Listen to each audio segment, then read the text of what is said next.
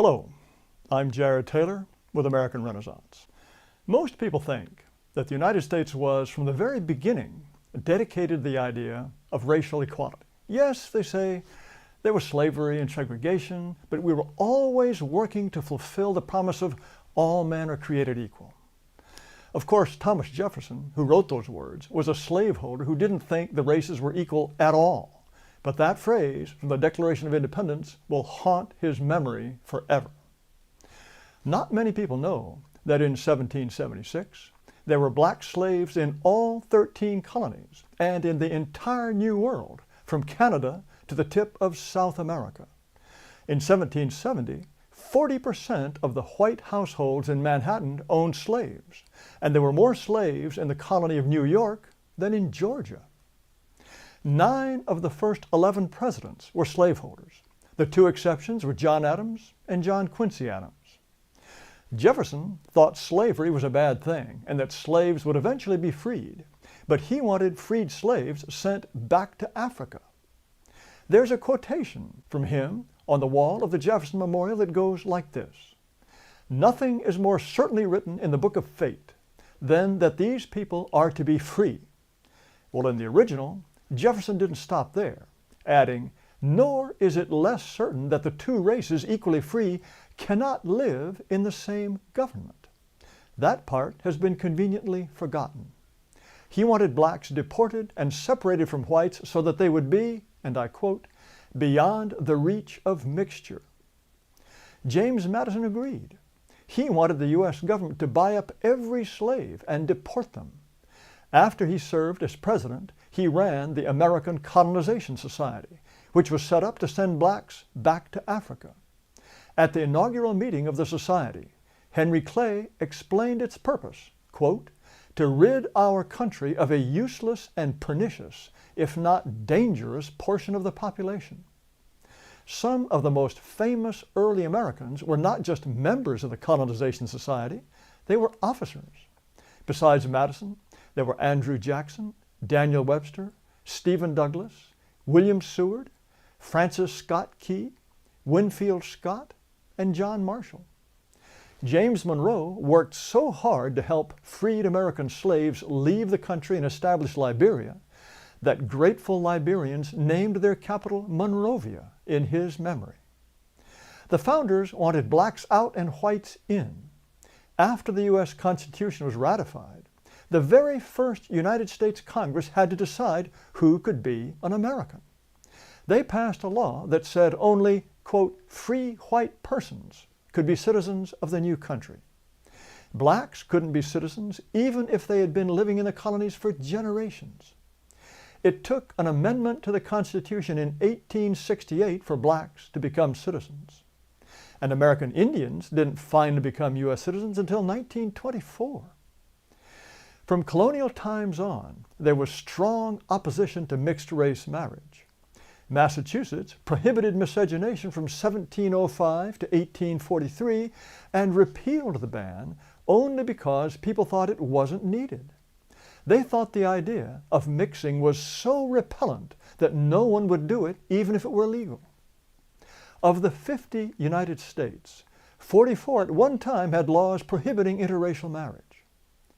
White people did not want blacks to vote. In 1855, there were 31 states in the Union, but blacks could vote only in 4. All of them were in New England, and together they had only 4% of the total black population of the country. The federal government made sure that blacks couldn't vote in the territories. When Oregon joined the Union in 1859, its constitution stated that no black person could come live in or even visit the state. But Abraham Lincoln, the great emancipator, didn't he believe in racial equality? No. During the Lincoln-Douglas debates, he said this: "I am not, nor ever have been, in favor of making voters or jurors out of Negroes, nor of qualifying them to hold office, nor to intermarry with white people. There is a physical difference between the white and black races which I believe will forever forbid the 2 races living together on terms of social and political equality." Lincoln agreed with Jefferson. He wanted to free the slaves and then deport them. In 1862, Lincoln had the Civil War on his hands, but he was so worried about what to do with free blacks that he named a commissioner on immigration and sent him off to look for countries that would take in the blacks he wanted to be rid of. He also sent a message to Congress calling for free blacks to be deported. U.S. presidents usually say only bland, non-controversial things. Well, this is what some of them said about race. James Garfield wrote, "I have a strong feeling of repugnance when I think of the Negro being made our political equal, and I would be so glad if they could be colonized, sent to heaven, or got rid of in any decent way." Theodore Roosevelt wrote that he had, quote, "not been able to think out any solution to the terrible problem offered by the presence of the Negro on this continent." As for Indians, he said, quote, "I don't go so far as to think that the only good Indians are the dead Indians, but I believe 9 out of 10 are, and I shouldn't inquire too closely into the health of the 10th.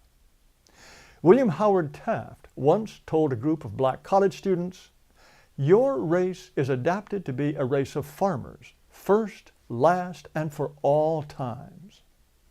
Warren Harding thought the races would always be separate. Quote, "This is not a question of social equality, but a question of recognizing a fundamental, eternal, inescapable difference."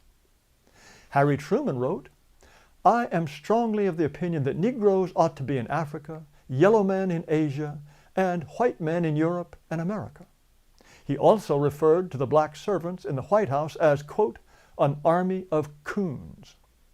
Dwight Eisenhower told Supreme Court Justice Earl Warren he understood why Southerners wanted segregated schools.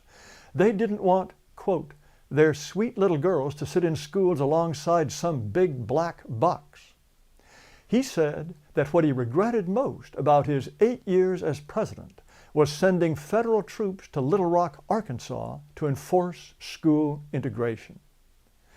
It's not until John Kennedy, elected in 1960, that we have a president with views on race that just might be considered acceptable today.